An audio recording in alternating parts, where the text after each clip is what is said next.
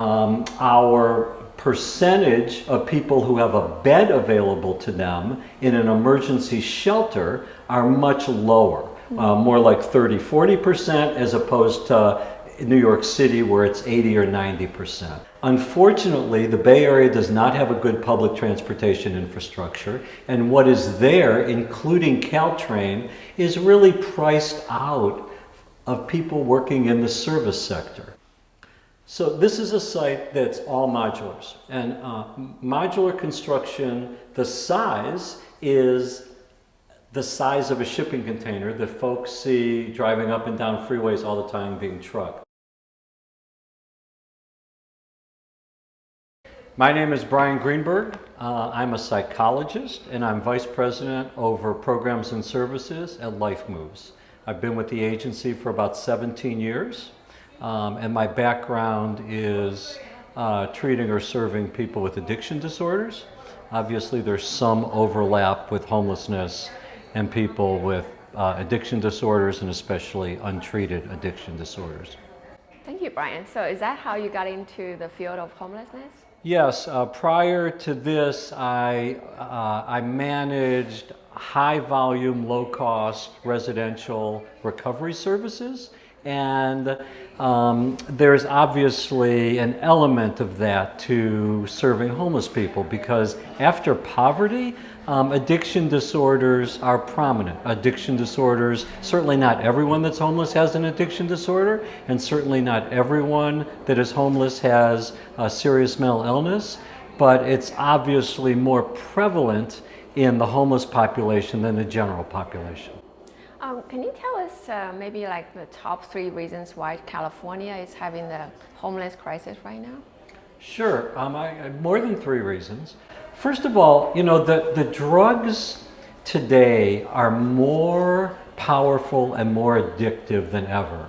So that we have coca leaves that were chewed for 50,000 years, became cocaine, became crack, kind of went into the methamphetamine addiction. And opium became poppy, became heroin, became black tar heroin, became synthetics, which are just extremely deadly, the synthetic narcotics. The marijuana today is 10 times stronger at least than it was 2 decades ago. So you have this confluence of drugs being illegal, the science improving, and the profit motive, all making it so that the drugs of today are so much more powerful and so much more addictive, and the human condition just hasn't been able to keep up. So first of all, there's an untreated addiction problem in a minority, but a substantial minority of the individuals that are homeless. The second is that we're in Silicon Valley in the peninsula. Rental rates are about $3.50 a foot a month, $3.50 or $4 a foot a month. And in the rest of the country, away from the coast, 100 miles away from the coast, those rents are closer to 99 cents or $1.05. So rents here are 3 to 4 times more than anywhere else in the nation. And again, it's true within 100 miles of the coast in general. And service sector wages just haven't kept up. So service sector wages in the Bay Area and Silicon Valley are not that much higher than they are in Texas or Indiana, Ohio, Iowa, Nevada. So you have people struggling in the service sector, working, that are certainly not able to be homeowners and can barely pay rent.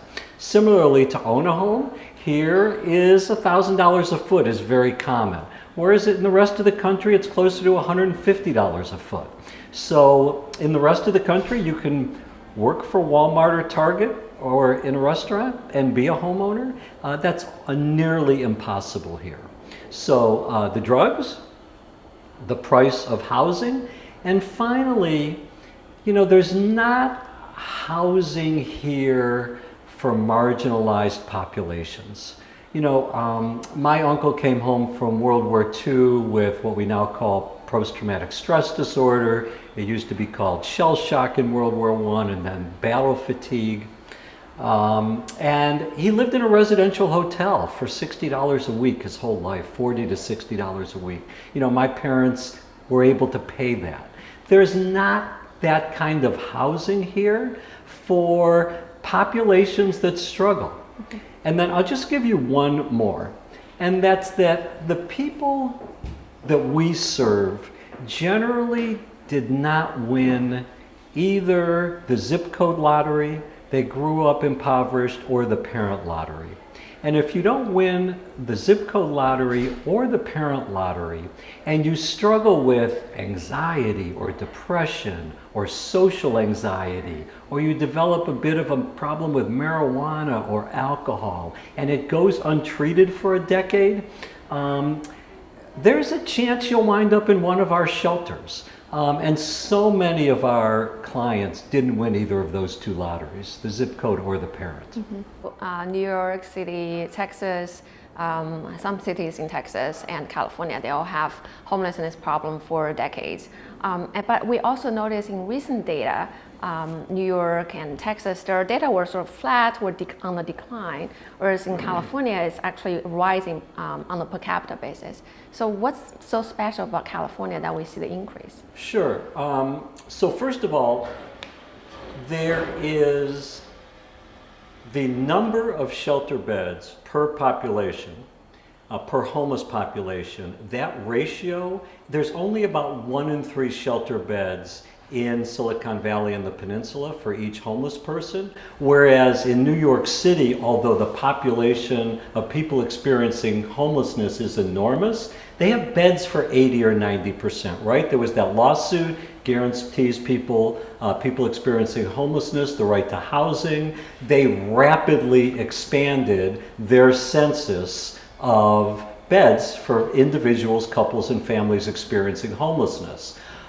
We here, the counties are doing a great job, both Santa Clara and San Mateo County, but we're not building either emergency housing like we're in now, or permanent supportive housing, or below market rate housing to keep up with the rising rents and the rising numbers of people experiencing homelessness. So while our numbers are lower than New York City, our percentage of people who have a bed available to them in an emergency shelter are much lower, more like 30-40% as opposed to New York City where it's 80 or 90%.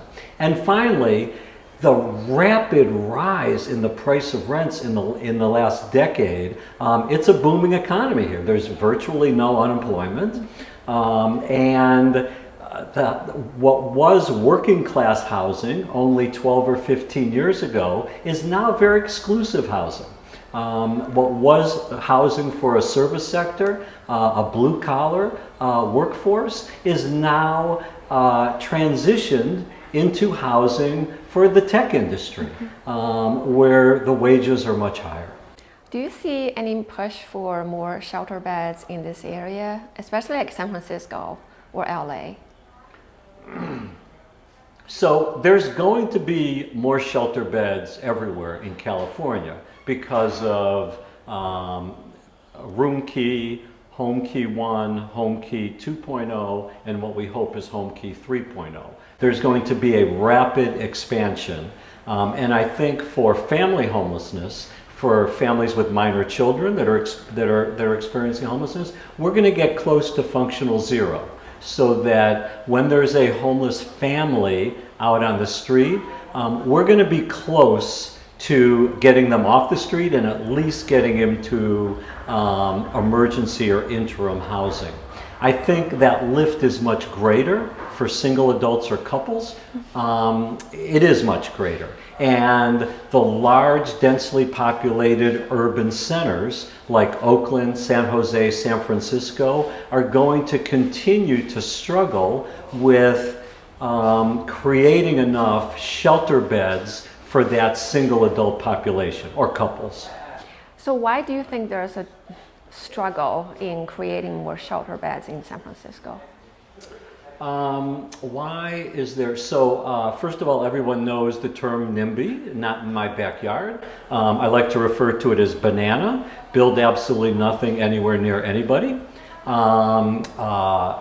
People, you know, in our culture, people associate and stratify by people in the same socioeconomic status, right? I mean, people with advanced degrees and certifications generally don't even marry out of their social class. And it's people, people stratify themselves also by housing, by social class. So it's very difficult to build housing for people in lower socioeconomic status classes around people that are affluent or upper middle class. So these shelters tend to be concentrated in non-residential neighborhoods, unfortunately, in industrial neighborhoods and light commercial neighborhoods, because they're easier to site in those places. There's not a lot of communities begging for homeless shelters in their neighborhood. And that's something that we deal with on a daily basis, educating the public about how our only stakeholder is not people experiencing homelessness. It's also the parents pushing their kids in the park, the people frequenting the library, law enforcement. We know that we ultimately have a positive impact in the community. We know it by facilities like we're in now, but that's an educational process for the community. So how do you define Life Moves units? Are they shelters or are they permanent supportive housing? So first of all, really one of the bright sides of the pandemic is we have been able to develop non-congregate shelters. And non-congregate means everyone has their own locked door, their own window, obviously their own bed, but also their own storage space, their own, let's call it 100 square feet. Prior to the pandemic, most of our shelters were congregate shelters, where people sleep in kind of a dormitory or barrack style housing. And while that it helps us create kind of intentional communities, and it is better for people that need that socialization and crave that.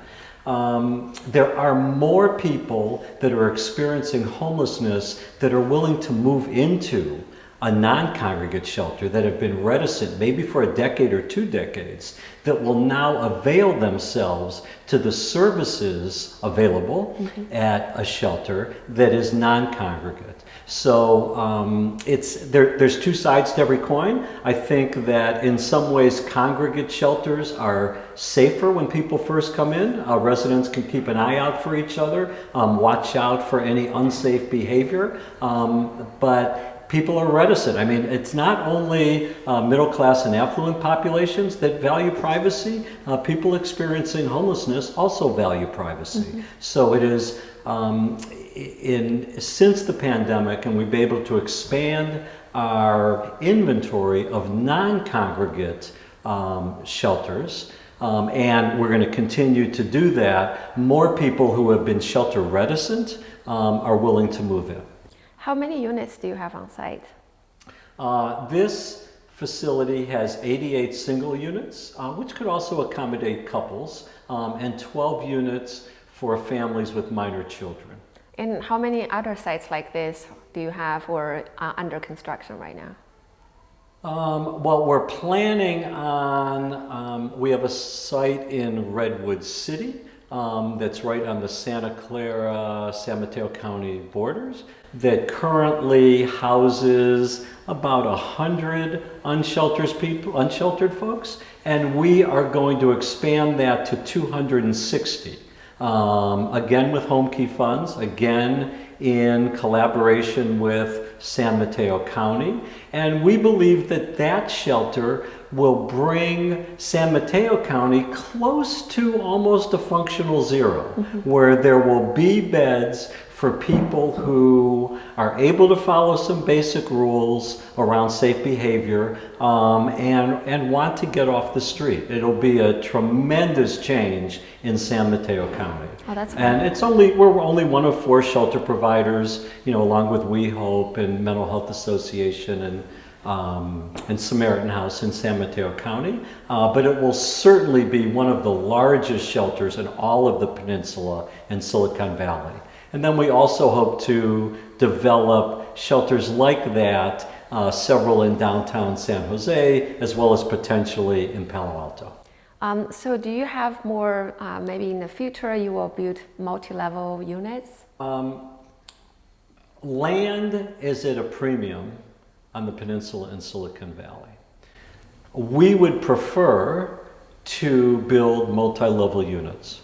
The challenge is that the adult homeless population is largely a geriatric population.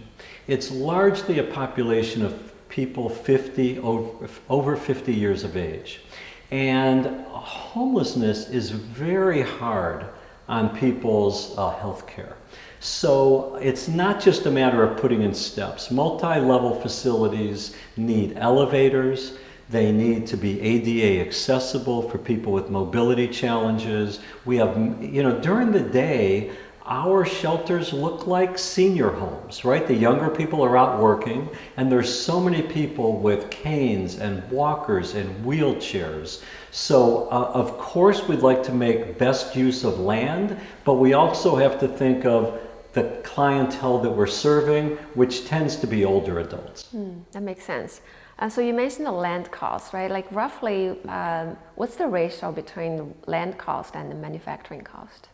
So there's kind of 3 big areas. One is land purchase, where we are now in Mountain View. This piece of land, 1 acre, was just over $3 million.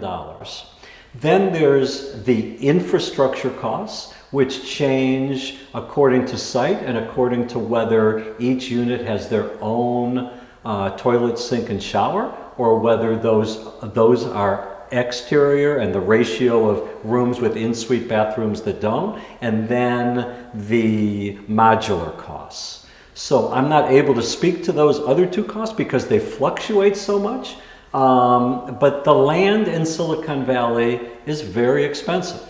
But again, it's a one-time investment. Where do you find affordable land in the future? So there's never going to be affordable land on the peninsula in Silicon Valley. The price is only going one way. I think that what we're going to need and what would have a more immediate impact on the situation is if we had high-speed, inexpensive public transportation, right? Coming in from the 580 corridor, from south of Gilroy, on the 880 corridor to the peninsula. Unfortunately, the Bay Area does not have a good public transportation infrastructure, and what is there, including Caltrain, is really priced out of people working in the service sector. So so many of our families re-enter the community outside of the Bay Area, where that disparity between service sector wages and the price of housing isn't as great. But if there was this transportation infrastructure, like there is, for example, in New York City, where the metro is very cheap, it runs everywhere, it runs frequently, you can live 30, 40 miles away and take the subway in, right? We don't have that infrastructure. The BART system, the Caltrain system, it doesn't go as far, and it's really priced. Our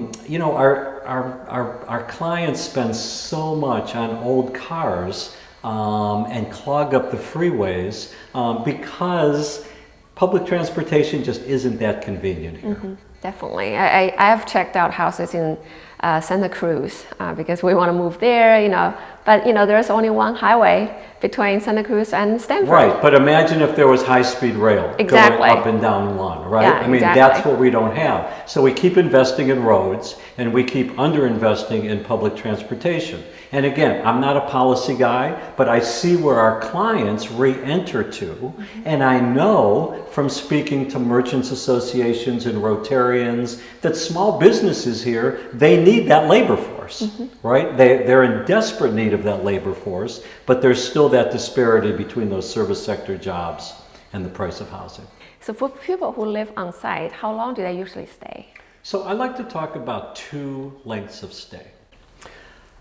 There's the overall length of stay where we have to factor in people who come in for 3 hots and a cot. We're not successful in engaging them. They want that hot dinner, they want a shower, they want a bed to sleep in, but they don't really want to engage in any services necessary for them to exit out of homelessness.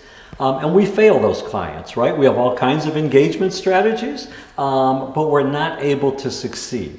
So for the length of stay for the entire population is maybe 90 or 120 days. But the length of stay for people who successfully secure housing is closer to 150 days.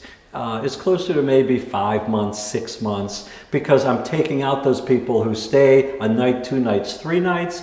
We fail in regards to engaging them, and they bring the average down. So there's an average length of stay for everyone, and there's an average length of stay for people who are successful, which is a bit longer. And so for people who you mentioned, someone who just come in maybe for a few nights and they leave. So why would they leave? They leave for a variety of reasons. It's hard to understand what a decade or two on the street does to the human condition.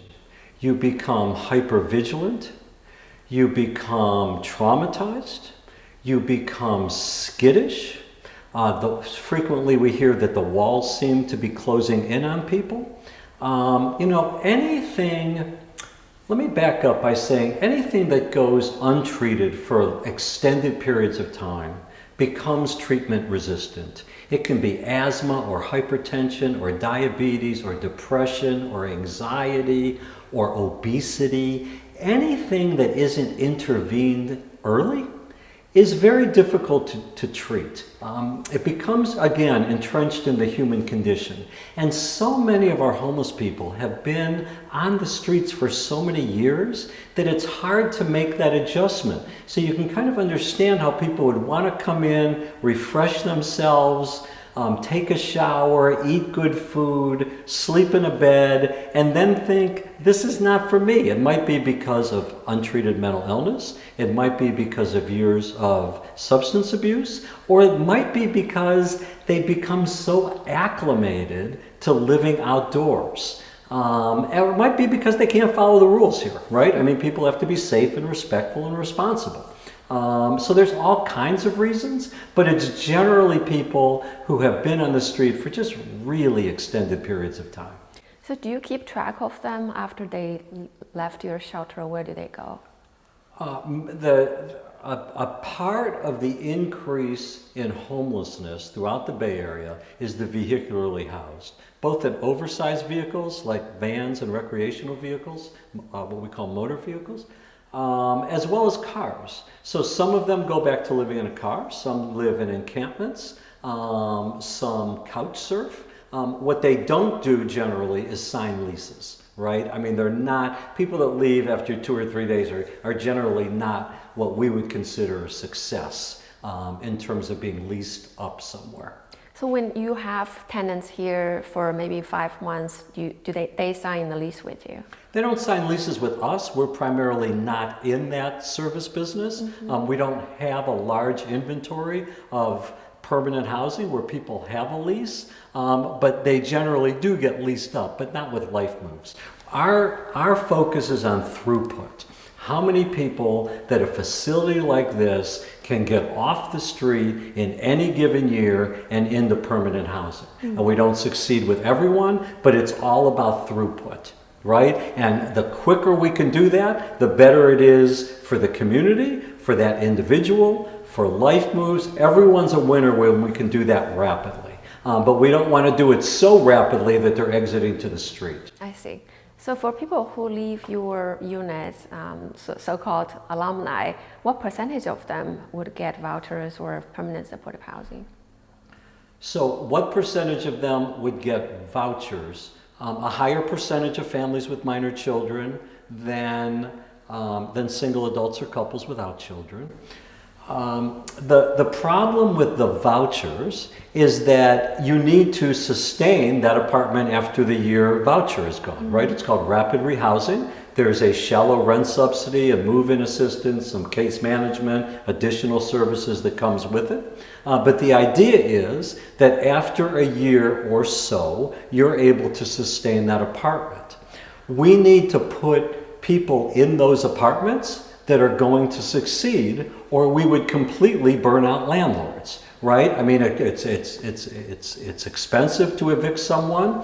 It's terrible for the client to have an eviction on their record. It's a very hard thing to overcome. So it's kind of a high bar to use that rapid rehousing voucher. Now that's different than Section 8, which is a subsidy that's ongoing. It's different with a permanent supportive housing voucher for persons that are disabled. That's also can be a lifelong voucher, but the majority of people have rapid rehousing or a time-limited voucher, and we need to make certain, say that if they're on disability for $1,000 a month, that they're working in the back end of a restaurant or in retail for 4 hours a day. Once we get that income up to about $1,800 a month and it's stable, then they're really able to utilize that rapid rehousing voucher. So they just need a little bit of money. Oh, if they're on disability, which many of our folks are, we find that people need at minimum $1,800 a month to rent a studio, rent a room in a home, apartment share. That's kind of the floor for if it's not a lifelong voucher. Thank you so much. Can you talk a little bit about all the services that you provide here for your tenants? Sure. When you come in, you get an assessment, and that assessment leads to the client and the case manager working together on a case plan. And that case plan is individually or uniquely tailored for each individual. And it might involve getting a job, or getting engaged in substance abuse recovery services, or seeing one of our mental health graduate students for therapy. It might involve credit repair. If people have an eviction or a very low credit score, because landlords look at that credit score. A whole range of things that might include. And they're designed to get people rehoused as rapidly as possible. So it's all about overcoming barriers to securing and retaining housing.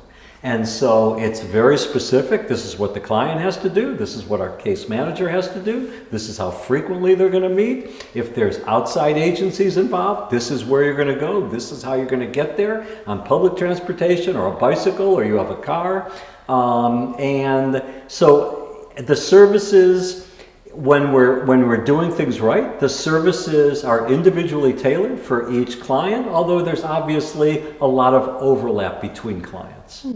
You mentioned graduate students. Can you say a little bit about that? That's really interesting, how you engage them. Sure. So we are a very large training program for mental health and social work professionals to be in the Bay Area.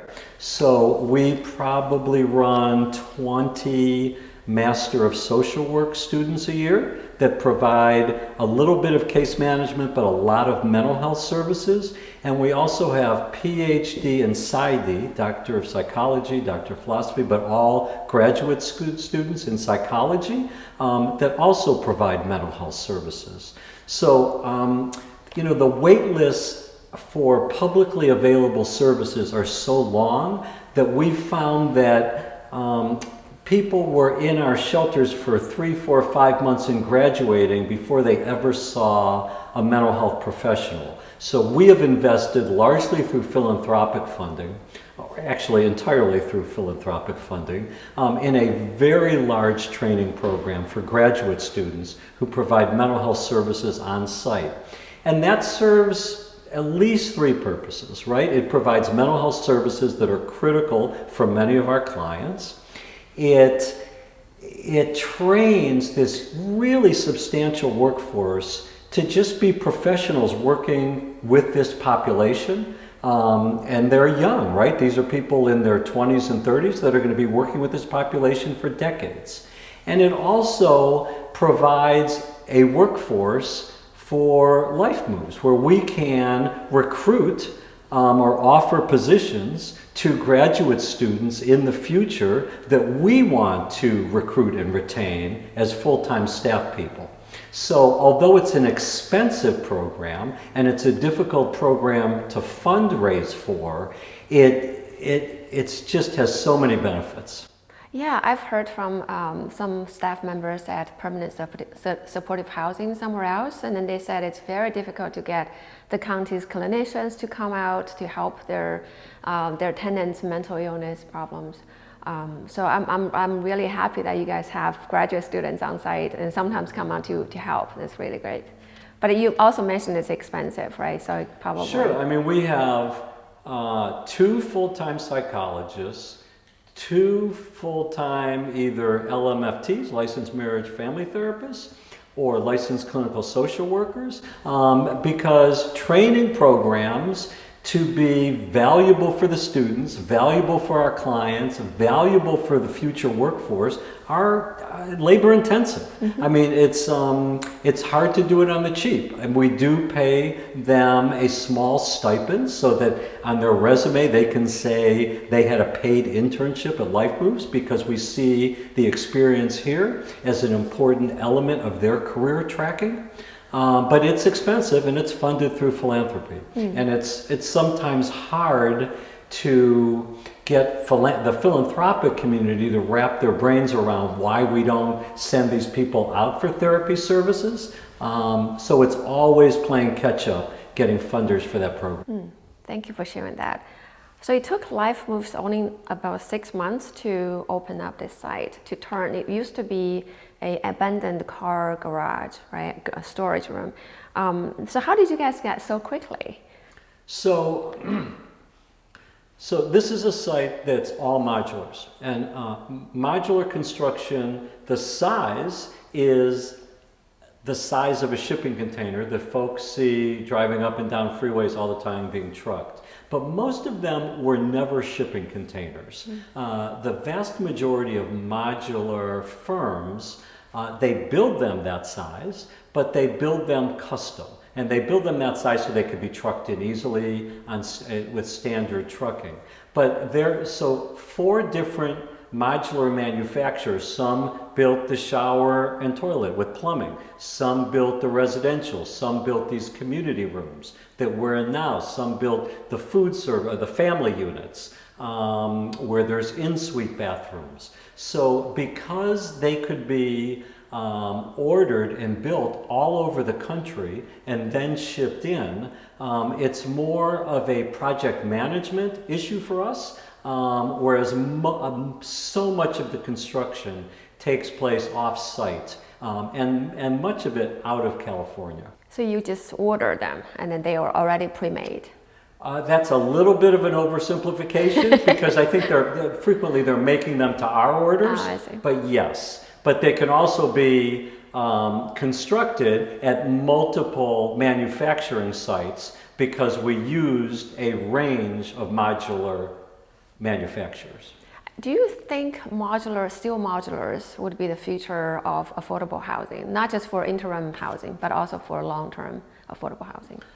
I think that from what I understand, and again, I'm not a construction person, but from reading the Washington Post and the New York Times, that how we construct housing in the next decade is going to dramatically change right? Whether it's from whether houses are printed, and some of that is happening, whether it's modular construction, how high they can go, how we build the infrastructure. It's all evolving so rapidly. We just want to make certain that it has longevity and it can serve a disabled population. And we always want to balance clients' need for privacy and our need for safety, right? So it's always cost efficiency, effectiveness, privacy, safety, and what's the latest materials and design. Do you have security on site? So many shelter providers hire security. That's not the Life Moves model. We have residential service coordinators who we also see as important change agents for our client population, staffing the site 24 hours a day, 7 days a week, 365 days a year. There's always at a facility this size 2 to 3, in larger facilities 3 to 4 on site. So rather than having a security guard sitting in her or his car watching the gate, we work to try to engage our client population at every opportunity that we have. And I'm not saying this model is better or worse, because most shelter providers do contract with outside security firms, but we put that into people with a background either of lived experience, they were homeless themselves, or in recovery from mental illness or substance abuse, either people with lived experience or people with academic experience, and every opportunity we have engaging with the client population. When you guys started to put Life Moves units here, or started to maybe put things together, did you receive any pushback from the neighborhood? So let me say, in general, writ large, we get pushback frequently and often until we move in, and then there's an acceptance, and they see that the immediate adjacent areas, that a large of the unsheltered homeless challenges have been ameliorated. This site in Mountain View received very little pushback. This was a rarity. But you know, at our sites in Half Moon Bay, in San Jose, on the coast, in more densely populated urban areas, of course there's some pushback. But let me also say that we work to engage the community, right? We are committed, once a site is operating, to be an asset and not a deficit to that community. And with ongoing engagement and listening to the community and any challenge that they see, and working to ameliorate or resolve that, our sites, you know, they have to have the most curb appeal. They have to be swept up in front every day. We understand that as shelter providers, we have a higher responsibility than other businesses in the area. Yeah, just now when I put in, I didn't realize it was a shelter here. It doesn't look like it. That's when you know we're a success. Yeah, that's great. Thank you. Yeah, so do you keep track of your alumni after they leave your shelter? Sure. We have something called the Connect Project, where graduates, they start in program, and they communicate to us either through SMS text messages or email or phone, and we try to follow them for 1 year to see how they are doing and any support that they need. So we have probably over 2,000 graduates in the Connect system now, and that is both to provide very light support. Did you know there's a 12-step meeting in your community, or did you know there's a food bank or food availability or whatnot, as well as for us to track how they are doing. So unfortunately, only about 60% of our graduates choose to engage with Connect. It's lightly incentivized with gift cards if they respond to surveys.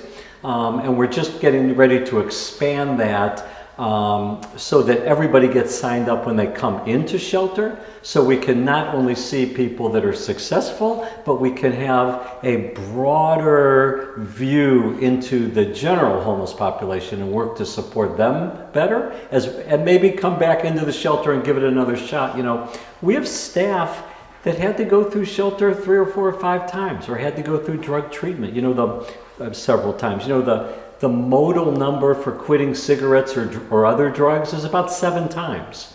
You know, addiction can be a chronic relapsing condition. You never really get a checkmate, but you can keep it in check. So some people have to come through here a few times, and that's okay, until they get it. Change is hard, but change happens all the time. Among the alumni who left your shelter, do you know where they are now? Are they still in California or out of the state? So if you drew concentric circles around the Bay Area, the further that circle goes out, the fewer graduates that move there. So we have more people that move to Hayward, San Leandro, San Lorenzo, Gilroy, than move south of Gilroy to east to Manteca, or to the cities on the Highway 4 corridor. Then we have even fewer that move to the suburbs of Sacramento, or the suburbs of Reno, or move to Las Vegas. And then that move away from the West Coast, even fewer. So families are more likely to pick up and move, and that's not because they're families, that's because our families that we serve are younger, right? They tended to not have family planning when they were 16 or 18 or 20. They tended to not have entered the workforce for 5 or 8 years before they started a family. They tended to not complete their education because of families, whereas so the families tend to be younger. We serve maybe 200 homeless families a night. And so younger people can move easier, right? They can pick up and go. Our single adults don't move as readily because they're largely geriatrics. Not all, but again, the average age being over 50. I see. I think I forgot to ask, do tenants here pay rent or part of the rent? No one pays for anything ever. That includes childcare where we have it, that includes diapers, that includes utilities, that includes laundry. Everything is free. We encourage clients to save half their income and give it to us to save for them. So our graduates tend to leave with somewhere between $2,000, $2,500, sometimes much more. That's an average from year to year. But we never ever charge for anything. I see. What is roughly the operation cost for you per person here? So I'm going to answer that question, but then you're going to check it with other people. Okay, yeah. Okay. So regarding operation costs, it costs us just over $100 a night for a single adult, and probably just over $150 a night for a family with minor children. And that includes all food, all utilities, case management, therapy services, a safe environment 24/7, a safe and supportive environment, and again, laundry, shower, linens.